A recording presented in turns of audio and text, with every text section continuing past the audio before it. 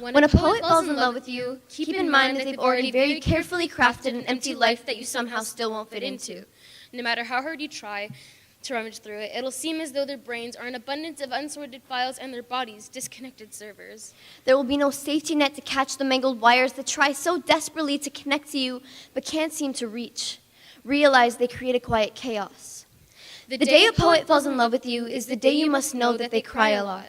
They cry on rainy days, Sunny days, Monday mornings. They will cry every time they watch a happy movie. because they will wonder why that same happiness is not in them. And please do know it is not their fault when they cry even harder every time they try to talk about the things that have hurt them. Even if they don't hurt anymore.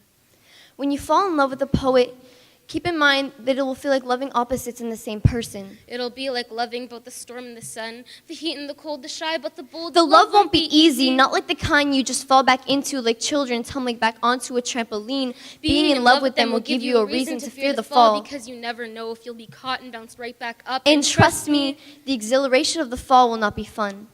When a poet falls in love with you, their love may be hard to find. It may hide and hide, but never seek you, so have caution, because you may drown while trying to swim in the deepest parts of their soul, searching for the answers they won't give you. And if you live, you may throw the white flag of surrender, realizing that in the end, love may be more of a curse word to them than anything.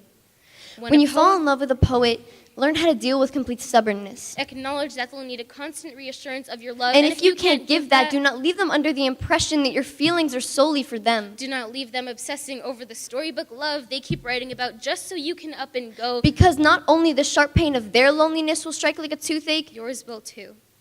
You keep your heart on your sleeve, but they'll often keep their hearts in their chest. At the root of the flowers growing out of their throats, acting as the beginning of the end to the repetitive thud in their chests. But understand that they'll always have cobwebs in their mouths, stopping them from getting anything out.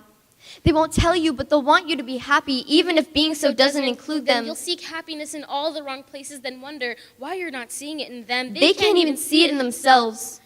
The day you fall in love with a poet, don't get offended when they overanalyze the way that you're feeling. They'll take what's there and twist it until they can believe that you hate them. They can't fathom that someone could possibly love them, so they self-sabotage you to the point where you start to question yourself too. Because it takes way more than self-loathing to live the way they do.